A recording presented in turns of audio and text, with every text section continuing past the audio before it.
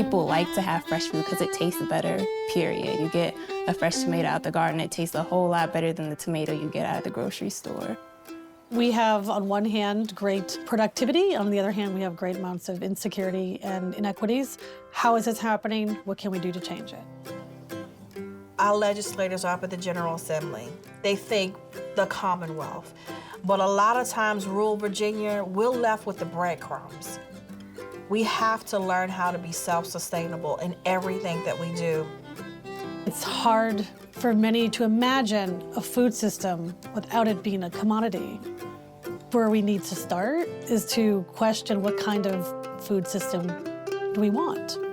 It's all in what you put into it. It's what you're going to get out of it. When you're doing it on the community garden scale, it's urban farming.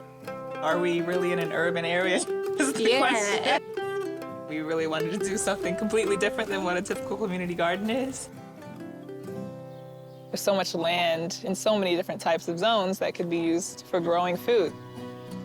Food movements are burgeoning. If we can help one person or two people, then it was all worth it.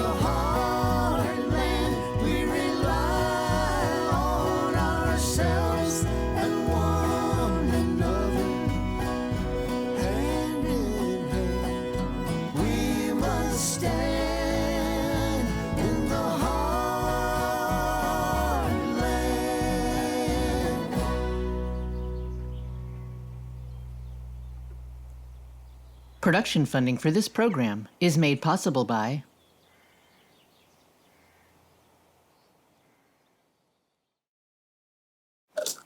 Every year, 30 million acres of cropland and 4.2 trillion gallons of water are used to grow food that is never eaten.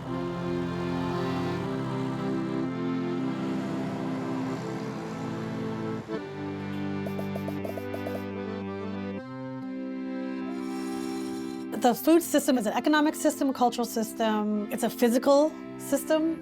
Whose knowledge gets to inform how we eat?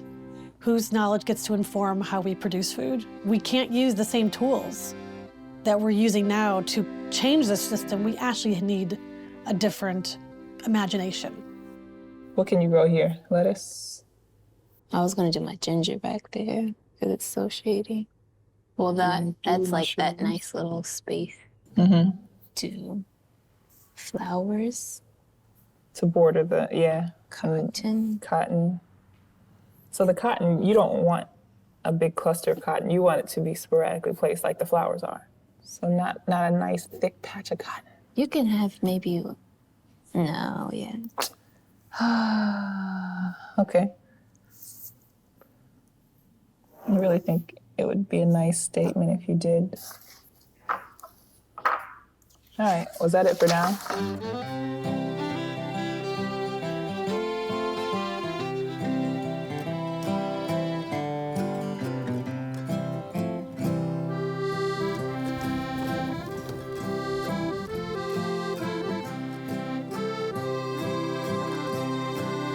I grew up gardening with my family, so I always enjoyed gardening. You should have just like filled it up with like hostas and stuff that like the shade. My dad always told us stories. When he was growing up, he used to be able to just like walk down the street and pick, you know, a plum off of a tree and eat it. Just seeing the beauty of vegetable plants, I thought it would be really cool to do a garden that really showcases that. My mom always wanted to make sure we had good, nutritious food to eat, but like buying organic stuff was just out of the question because it wasn't within our price range. I remember telling her, I said, if you do that, I'm moving down here and I'm gonna help you out. I'll do it.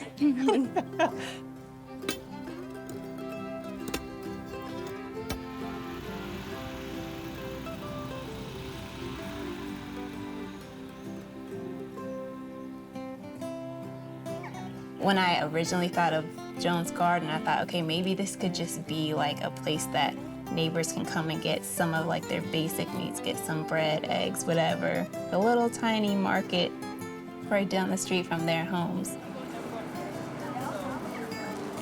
We did a survey and asked neighbors, what do you like to eat? What would you like seen grown in the garden? First impression was like, huh? And then You know, once I told them, you know, why I'm here, what I'm doing, then they were more receptive. Some were like, well, I won't be digging in the dirt with you, but I'll bring you some sodas or something. I used to live over off of Whip, a couple of streets down. I was like, I kind of just wanted to see if there was anything new going on in that area. Yeah.